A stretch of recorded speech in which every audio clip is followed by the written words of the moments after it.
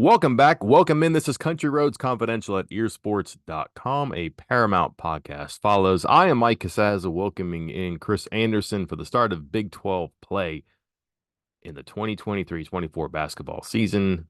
A little post New Year's action. Last couple of years, West Virginia has started before the new year. A year ago, things really started to go sideways with a couple losses on the road, Eric Stevenson incident, firing Larry Harrison. The season, boy, it really changed, and nothing has ever been the same since then, up to and including this season. Chris Anderson, the most non-conference losses during the regular season since the 78-79 season. The gravity of that statement is pretty heavy to me, and yet not at all surprising. Not at all. And I think some of the numbers we're going to throw out here in a few minutes are going to make it even worse because the numbers we're seeing, even with the guys coming back, is not promising for what they're about to go through in this Big 12 conference. Harder than previous iterations of the Big 12, TBD, because we saw what happened in football and don't know how Cincinnati, UCF, BYU, Houston fare. And oh, wait a second, Houston's number one in the net, BYU is number two. UCF and Cincinnati are both top 75, I believe. I'm kind of in the middle on this. My hunch says this is going to be harder than before, but part of me is like, we've been down this road, but I also know football isn't like basketball. And here I am. I'm already talking myself into circles here. Where do you stand on this? I think I do think it's going to be difficult, obviously, but I do wonder if there's still going to be those, what do we want to call them? The DePaul games, the USF games, where there's just so many teams in the league that you're bound to run into a couple games where you should get a win. But then that raises the question, is that team you should get a win over West Virginia this year? And that's how other teams are viewing WVU, which is not great. This is legitimately the reality for West Virginia. 169 in the net. That's actually up quite a bit despite their loss, 5-8. They have no fewer than 19 games left, 18 in the regular season in conference play, at least one in the conference tournament. All 19 are against teams that are above them in the net. And the 13th place team in the net is Oklahoma State, which is up at 134. So that's like the bottom right there because 134, 168. Chris, you got to go to up into the top 100 to get to the number 12 team in the Big 12. That would be Kansas State at 96. And then, as I mentioned, UCF 70. So all those teams that I mentioned before that are new to the conference are in the top 70 of the net. The net's goofy this time of year. I understand that. I think you can make an argument certainly that Houston is the best team in the country or at least worthy of the number one spot. I have a hard time believing BYU was number two in the country, but that's what the net says right now. Before we dig into all this stuff, let's take a temperature here, Chris. 5-8, and I think it's fair to say that if West Virginia is in the position to be in the selection committee's conversation, it's going to be because they performed well in Big 12 play, got some big wins, avoided some bad losses, which again may really not exist apart from that Oklahoma State game, but also vindicated a lot of the hype about the roster that was not in place until, well, heck, not even now because they don't have Jesse Edwards for 2 more weeks almost here. What will it take, let's say overall plus in conference, to be on the good side of the bubble? It's one thing to be on the bubble, but to be on the good side doesn't mean you're going to get in, but you're at least in that conversation of, last four in or safely in. What do you think it takes in the next 18, 19 games? All right, so 18 regular season games left, right? You got Mm-hmm. that number right in my head. It's got to be 12 and 6. I mean, I think it's a number that I don't even believe to be attainable, um, given the roster limitations at the minute. But I think it's 12 and 6. I mean, to end up on the good side of the bubble, because again, that's 17 and 14, which isn't great, but I think you can legitimately be like, hey, we're not looking at the 5 and 8 start. We're looking at just Big 12 conference play. And I think you almost have to get to that point. I mean, it may be 11 and 7. Would you have taken 12 and 6 or 11 and 7 on October 1st? Yeah, It would yeah, have been awesome, right? yeah, yeah.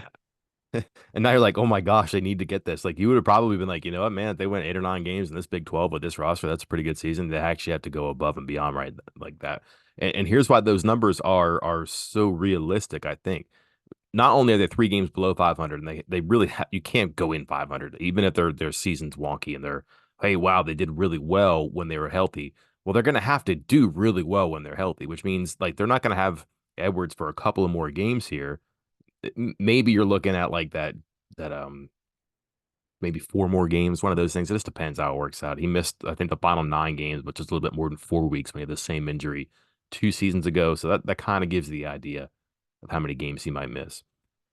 But when you are healthy, you're going to have to actually play really, really well to, like I said, to validate that suggestion that this is what this team should have been. But you're going to have to clear 500 and you're going to have to play really well. And being 3 below right now, plus however many they might drop in these next few games we can talk about, that's why you really have to be good or make a run in the tournament.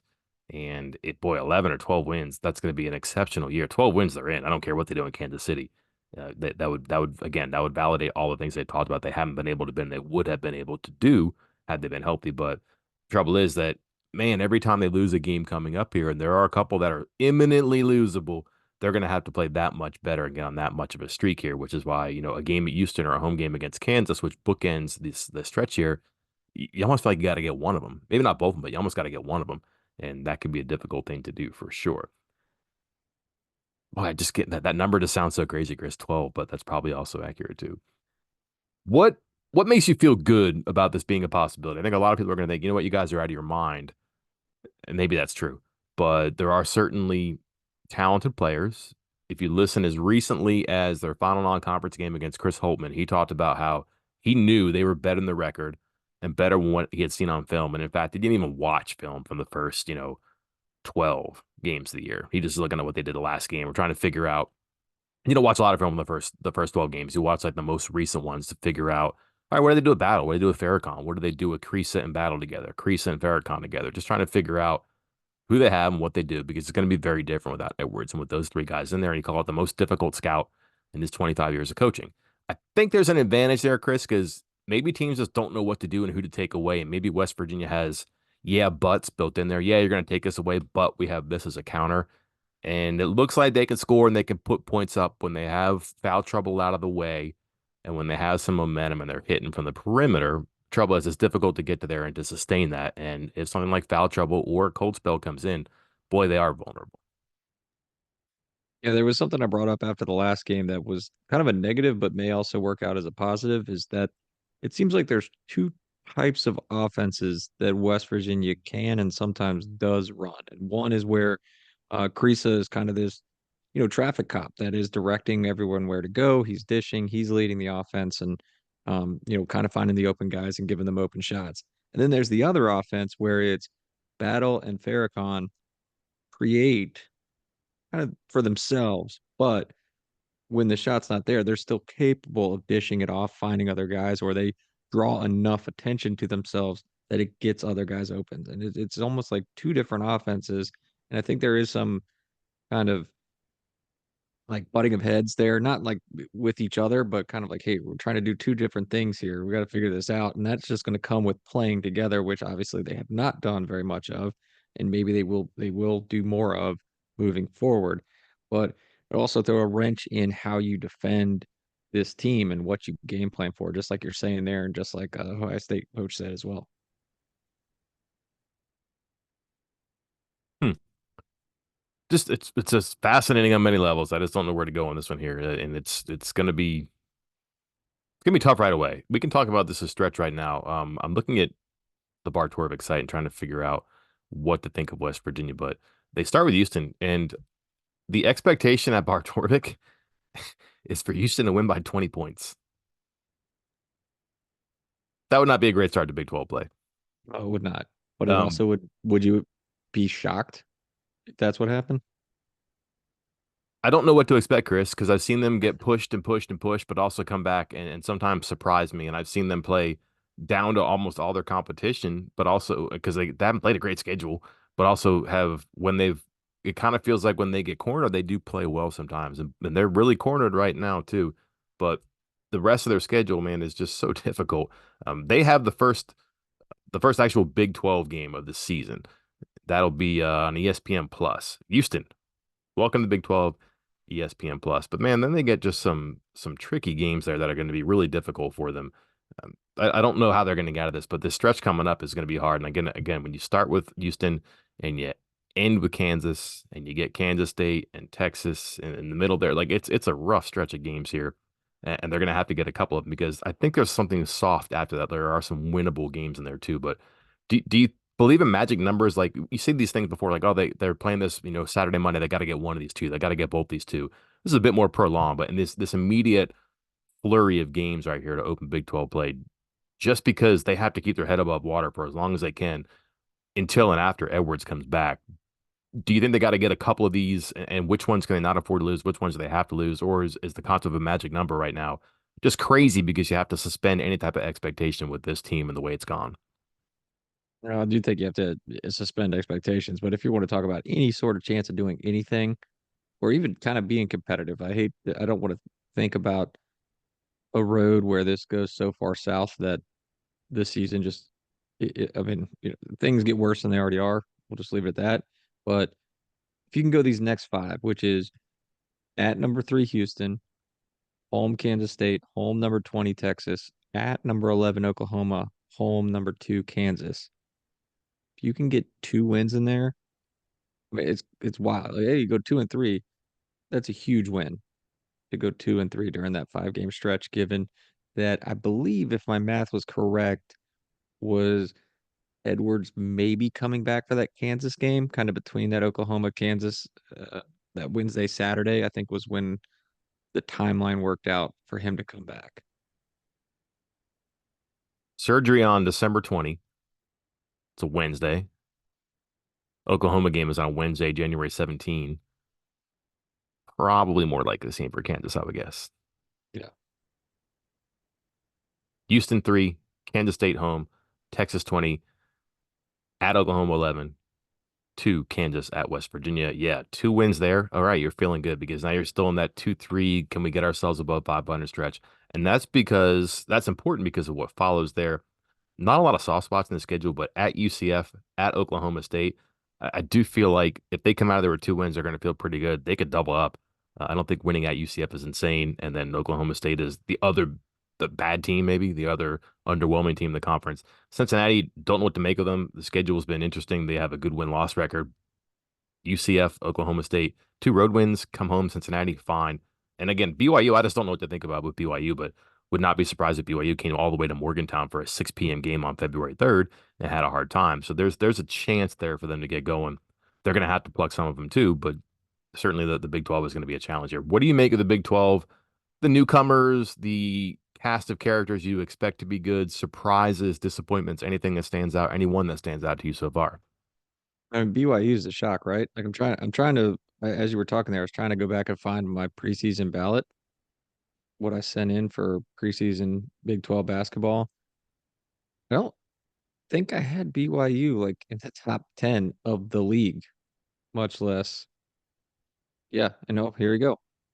I found the official media rankings. They were 13th, picked 13th, and by a considerable margin as well, um, out of the 14 teams. And so I'm stunned by them being not only not 13th in the league, but I believe number 12 in the nation right Yeah. now. Um, they are tops in the league. Let me pull up. I'm just pulling up these stats like in rebounding margin. I think that's a big reason why they're doing what they're doing, and they're just dominating teams. They have the best point differential, the best rebounding differential, the best assist differential. They are efficient. They are making 3-point shots. I believe they're second in the league in 3-point shooting differential as well. So they are dominating their opponents in pretty much every fashion, which is certainly not something I expect to come to this season. Haven't beat anybody outside of San Diego State. It's a home win.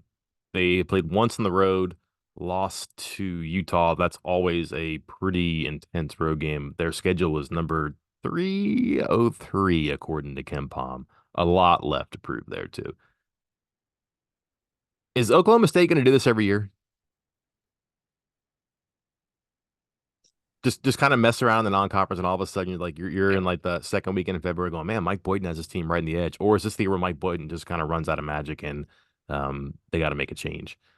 I was gonna say they seem to do a lot of things a lot of years that are that are very confusing. So I was curious which of those things you were talking about. But yeah, Good point. I mean, this is one where I wonder if they can come back from it. But as soon as I started thinking that, I believe they've won four in a row, five Yeah. in a row now. Like I mean, they're 7-5, but they've won 4 or 5 in a row now. And so maybe they have kind of figured it out. Again, schedule soft in a non-conference schedule. They didn't have an Ohio State like West Virginia did, but still, maybe they're getting right before conference play. Do you know the leading scorer in the Big 12? Enlighten me. Plays for Rayquan Battle? Kansas. Oh, Well, Battle would be yes, but he doesn't have enough participation right right. now. He plays for Kansas. Okay. Is that a good clue? That's a pretty good clue. Who is it? Is it? I was about to say Dickinson, but it's Nope. not Dickinson. Otherwise, you wouldn't be asking me, I don't No. think. All right, I have another clue. He's a transfer. Oh, McCullough? Yes. I mean, that's a guy who's known for being a team player, a defensive guy. He's averaging 20.4 points per game. And again, made 23, 75 free throws, 85 baskets. So he's kind of doing his thing everywhere. But he's been, when I've watched him, he's played very well against some good teams too. And again, not surprising that Kansas is at the top of the league right here too. Um, Collectively on talent, when West Virginia has its five, and that's going to be, let's just project here, but you're going to include Edwards, I would imagine. Creasa, I guess you would. I don't know if you start Farrakhan or not. Let's say no. Creasa, Battle.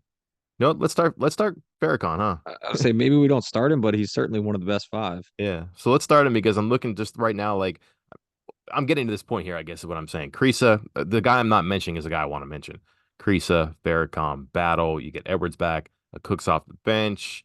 What do you do with Harris, Wilson, so on and so forth? Kobe Johnson, once upon a time, was a good player in this team. Haven't mentioned Quinn Slazinski, and that seems like the one guy who is a man on an island right now because the guard play has been so good, and he does not have that low post guy to really help him out and to take some of the heat off of him. And I don't know if defenses are gearing up toward him. It doesn't seem like he became a focal point and got double teams. It just seems like he's a product of not a lot of shots going around.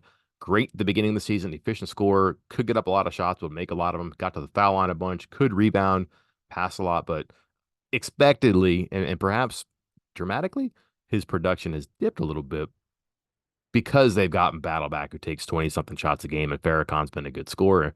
Creasa does look like he tries to find Sosinski, but we're talking so much about Edwards and what they're missing with him and how much the three guards have brought to the table, delayed, unexpectedly, whatever you want to call it. I do feel like they're a well positioned Quinn Slazinski away from being able to make the sort of move, or at least being able to be in position to make the sort of move that we're talking about. What have you seen? And is it as simple as saying that he just has to get used to his surroundings changing again? Well, I think he needs to understand what his game is because it seemed like he was like, "Hey, I am a 3-point shooting big man, a stretch four kind of guy." And at the start of the year, sure, I think he was shooting like 40% or something close, like upper 30s, which is very good, especially for that size and the number he was shooting. He was averaging like 5 or 6 3-point attempts a game for the first a month or so of the season. And but that wasn't sustainable. Like if you go back and look at his entire career, he has been about a 30% 3-point shooter. He was 29% last year, 34 the year before that, 23% the year before that. So that's him shooting 38, 39% was not sustainable, and it's come crashing down in recent games.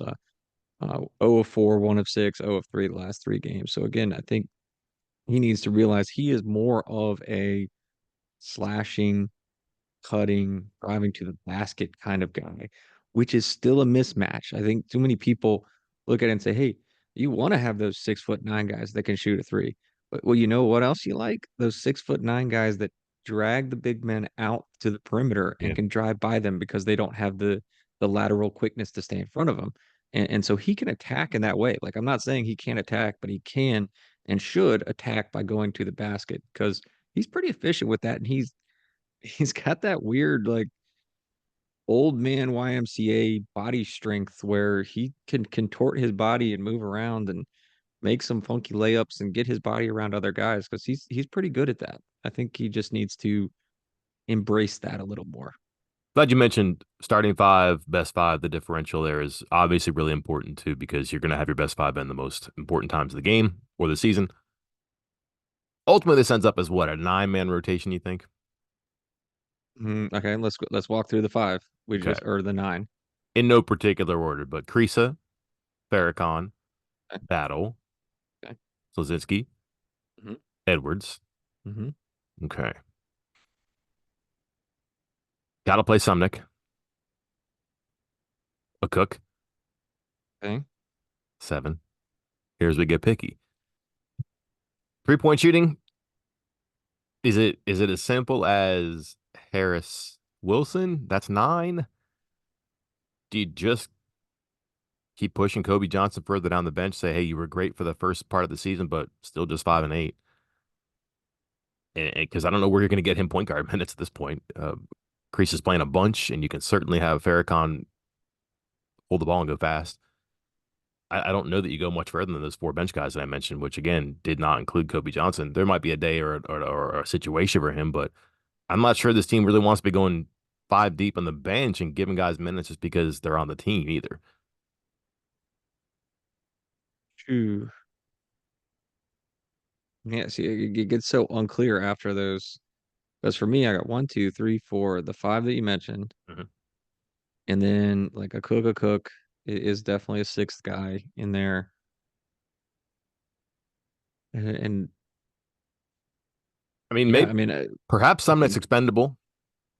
yeah, I mean, it's hard to say after the game he just came off of, which was, I think, pretty clearly his best game, at least in my memory right now.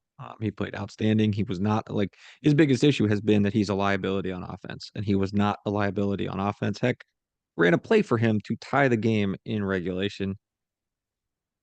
And if he can play like that, sure, he's in the rotation. I just don't know how consistently you do that, but you can kind of say that about a lot of the guys. Obviously, there are some flaws. I mean, there are flaws, otherwise they wouldn't be on the bench. They would be part of the starting five. But like Josiah Harris, like I mean, offensively, the plan seems to be, and you go stand in the corner and wait, Ugh. and maybe you'll get a pass, which I don't love because he's a bigger guy and he does a decent job around the rim when he's down there, but it's hard to rebound the ball when you're stuck in the corner. Um, Nave, again, he's a good talent. Probably shouldn't be playing as much as he is right now, but he's kind of being thrust in that role. Excited for what he can do down the road, and you kind of just keep going there. Like everybody has something they can do well, but then a lot of flaws. I mean, obviously with Seth Wilson and Kobe Johnson for various reasons.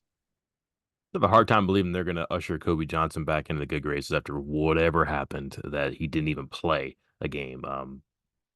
Different things I've heard or whatever, but there was some sort of a dispute there. Obviously, even Josh Hylard said it was his decision that they need to get back on the same page, and they were not at that point. So he decided not to play him. I just don't know if the buy-in is going to be all the way back there, but they might need him for a day, and can he continue to I don't know, just for, I mean, this is sorry for the phrase, but like they're running on a treadmill, some of these guys, because they're not going to catch up to the players who are ahead of them that they've been waiting on to get into the lineup. And what they did before, really, by and large, may not matter too, because who they have now are better options and certainly better scorers, players, so on and so forth.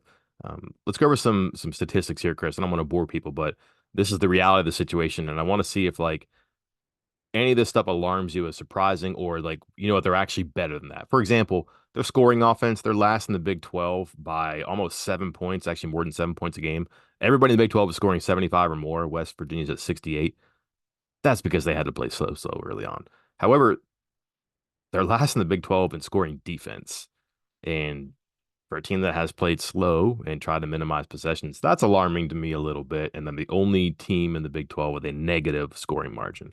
I don't know that any of that is necessarily surprising. The scoring defense does surprise me a little bit just because the games have been so low scoring, but there are some very good defensive teams in this league too. Shooting percentages, they're 14th at 41%. Number 10 defensively, not terrible. Here's where things get interesting, Chris, and maybe this is where the influx of talent can change. The worst 3-point shooting. So, no, they're not worse anymore. Sorry. 13th in the Big 12 in 3-point shooting. With all their guards and the way they're going to dot people around the perimeter, that's going to have to improve if they're going to do anything, correct? Yes, absolutely. Can it? Yes, Okay. absolutely. Is there a strategic thing here, or is this just a matter of oh, let me dust this off here. Guys making shots.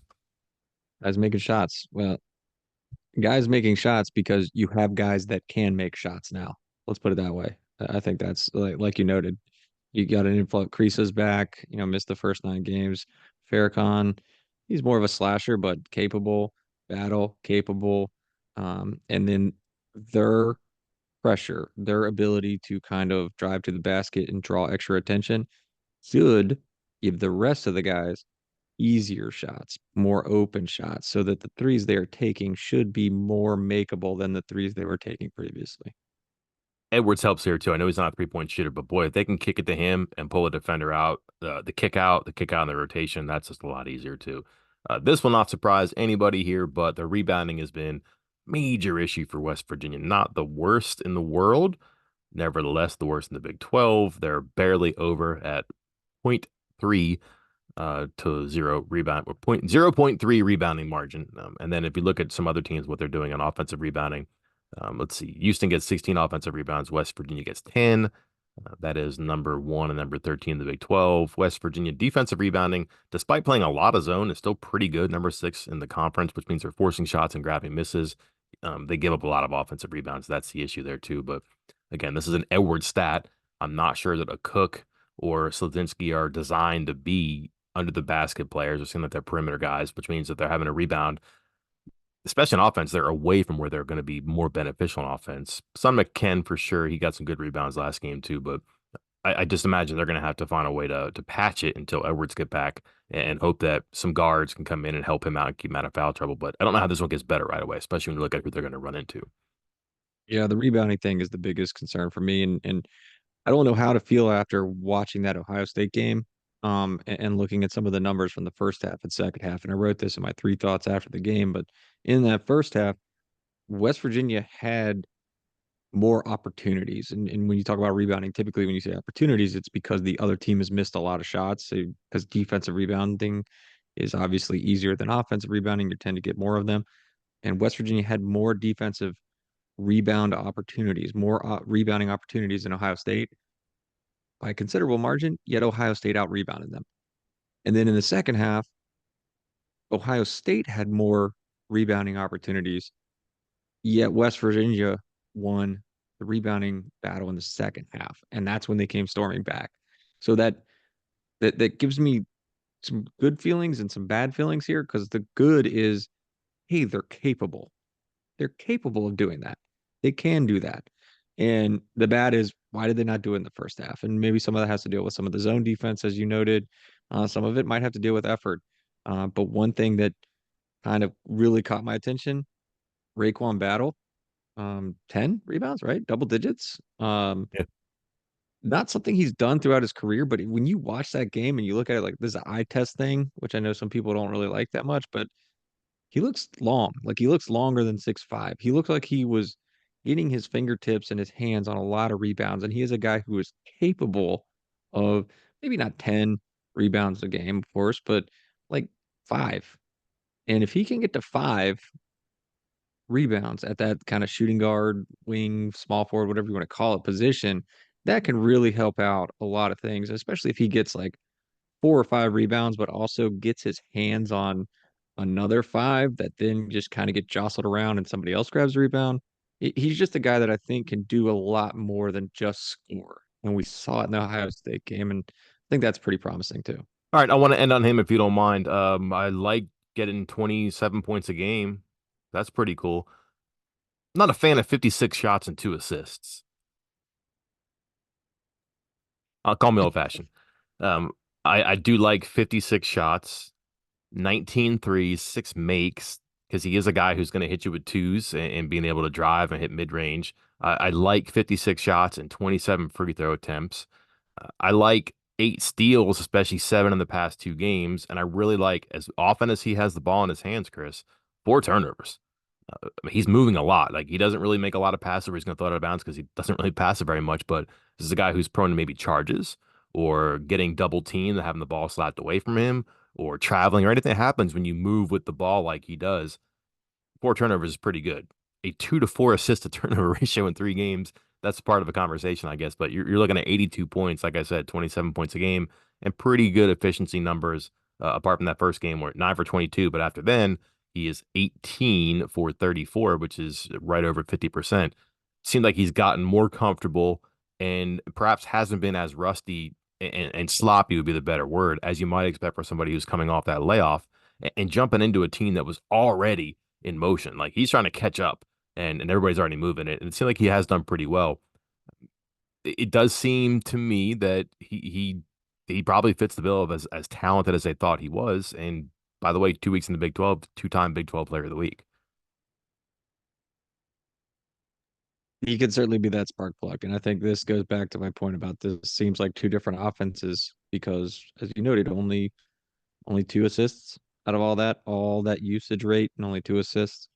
Not ideal for a guy that's handling the ball that much, but a lot of this is being thrown on his back. Like, hey, you got to carry us right now. And yeah, that first game was a little rough. 1 of 8 from three, but 9 of 22 overall. But like you said, a little better the next 2 games. And I think when he turns to driving the ball, if he could just keep his head up a little more on that dish, because he's getting double and triple teamed. They're collapsing on him when he Yeah. drives to the basket. So if he can just get a couple assists, he's not here to get 6 assists a game. No. But like, and I don't think you're saying that either, but one or two, two a game, that wouldn't hurt.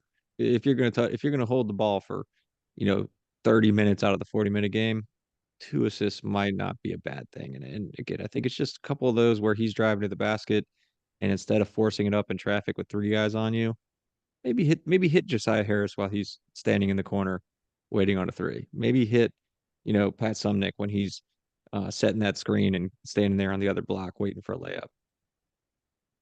Time for me to roll my sleeves up again to Evan Miyakawa stats. I want to see player combos. I want to see who was good with Josiah Harris and who's not. Like, I wonder if him in one corner and Seth Wilson in the other is a good pairing.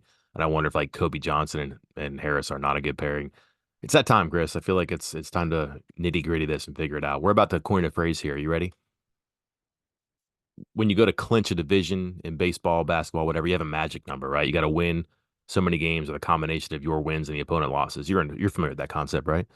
I am. The evil number, Chris.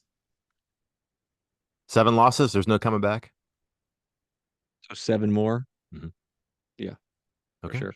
Because you're going to have an eighth in the conference tournament. Sorry. And that would get you to 16 losses. That's not going to work. The math doesn't work. So the evil number, Chris, is 7. You have to not lose 7 games the rest of the way. And that's just, oof, that's really tricky. That's the reality of the situation. I'm glad you broke it down like this. And I'm glad we'll print the t-shirts now too. Sound good? 2 p.m. ESPN Plus, West Virginia at Houston. 20-point spread. And I'll have to check out DraftKings. Excuse me, Caesar Sportsbook and see what they say there. 20 points is a lot, but who knows? Going in to see a defense team like the likes of which I haven't seen, going to be a juiced up home crowd. And West Virginia still shorthanded without Jesse Edwards. Anything else you want to add here before we call this one an episode? No, that sounds about right. Let's see if they can turn it around because I was kind of excited for this to be the ultimate test case of the committee to see if they were paying attention. I just don't know if they got the juice to get to that point. I mean, at full strength, it's an exceptional season, and then they have to pull it off right now. I don't know how that's gonna work. We'll see. And again, like every loss they take before Edwards gets back makes them have to do that much more. And again, that puts a lot on him as a savior, which maybe he is. We'll see. We don't know how he's going to coexist with all these guards because we just haven't seen it yet. He did not play the game the Battle was back, and he got hurt in that game and has been on the shelf since. We'll find out when we do. We will let you know. Until then, I am Mike Casaza. Now I'm Chris Anderson. We will talk to you then.